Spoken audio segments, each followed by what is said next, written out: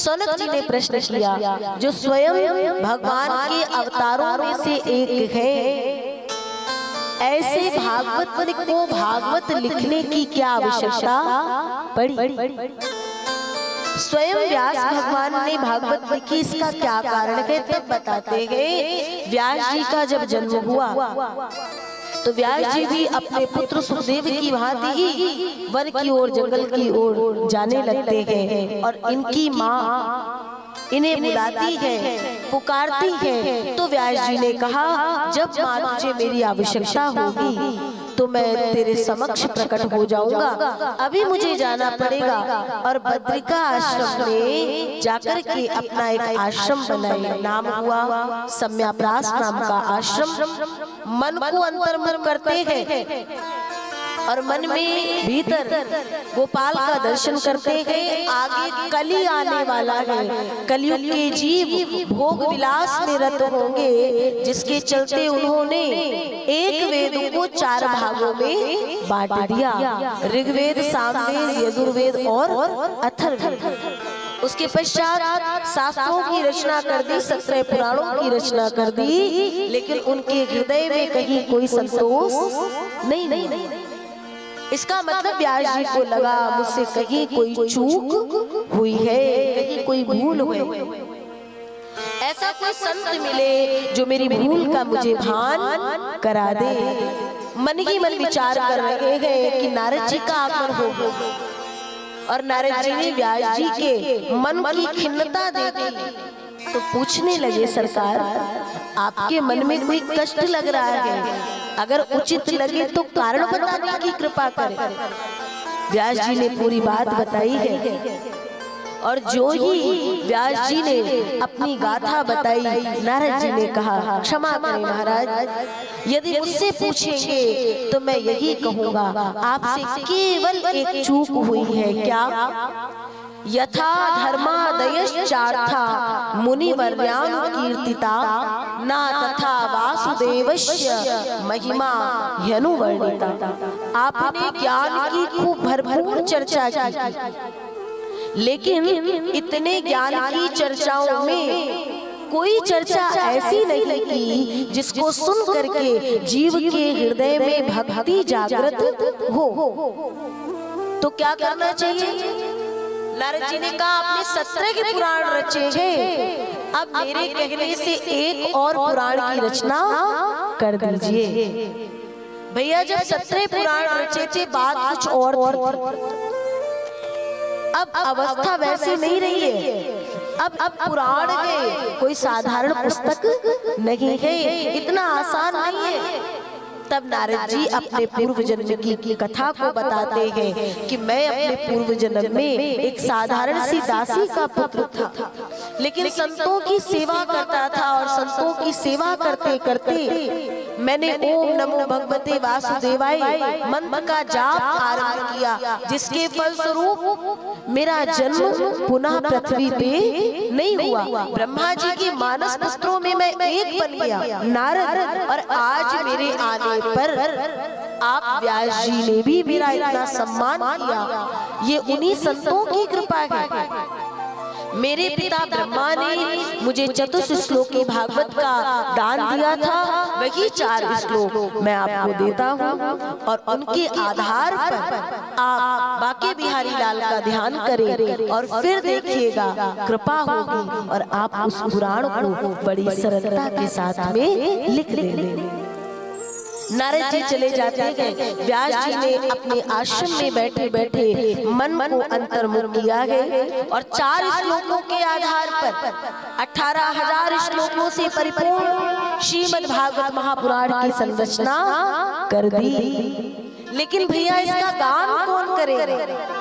ये एक पुस्तक लिख तो दी, लेकिन अगर वो रखी रहेगी, जन जन तक नहीं पहुंचेगी, इसका प्रचार नहीं होगा, तो लोक कल्याण होने वाला नहीं।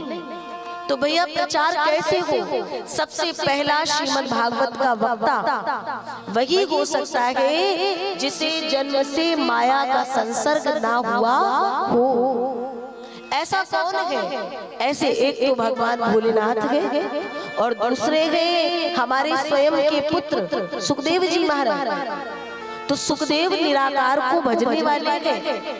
ऐसे निराकार को भजने वाले से साकार की कथा कैसे कहलाई जाए, इसलिए अपने कुछ शिष्यों को वो श्लोक याद करवाए। और जब हमारे सुखदेव जी उठते हैं, जागते हैं संध्या वंदन के लिए, तो शिष्य वहां पहुंचते हैं और दूर खड़े होकर के श्लोक का गान आरंभ करते हैं। पहला श्लोक गाते हैं, वरहापीडम नटवर वपुः कर्णियो कर्णिकारम बिभ्रद्वासः कनक कपिशम वैजयन्तीं चामाना रन्हान वेणुरधर सुधया पूरयन् गोपवृन्दै वृन्दारण्यं स्वपद रमणं प्राविशद गीत कीर्ति। सरकार के कितने सुंदर स्वरूप है।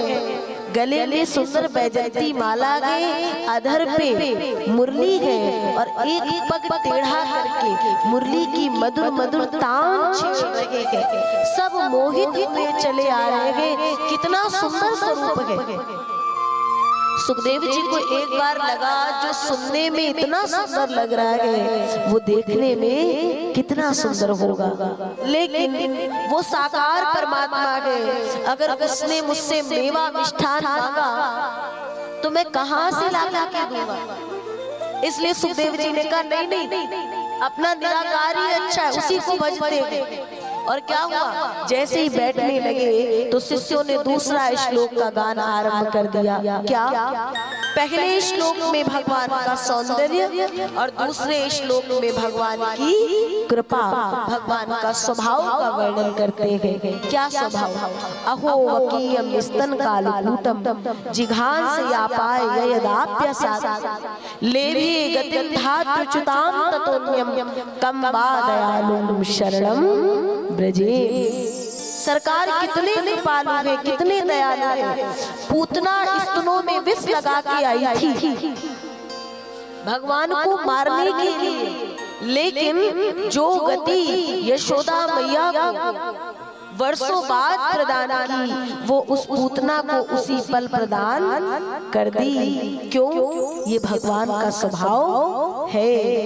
इसीलिए तो कहते हैं क्या वह स्वभाव पहला सरकार अब नहीं है, दीनों के वास्ते क्या ये दरबार अब नहीं है। तो सरकार एक बार उस स्वभाव के चलते सुखदेव जी ने जैसे देखा इतनी कृपालुता, इतनी दयालुता, सुखदेव दौड़ पड़े, भैया और बोलो ना, और सुनाओ ना कोई और श्लोक। बोले भैया ये तो केवल हमारे पास गिनती के 2-4 पड़े हैं, ऐसे और श्लोक आपको चाहिए तो हमारे गुरुदेव के पास पूरा का पूरा भंडार है। आपके गुरुदेव कौन है? बोले कोई बाहर की बात नहीं है, घर की ही बात है। आपके ही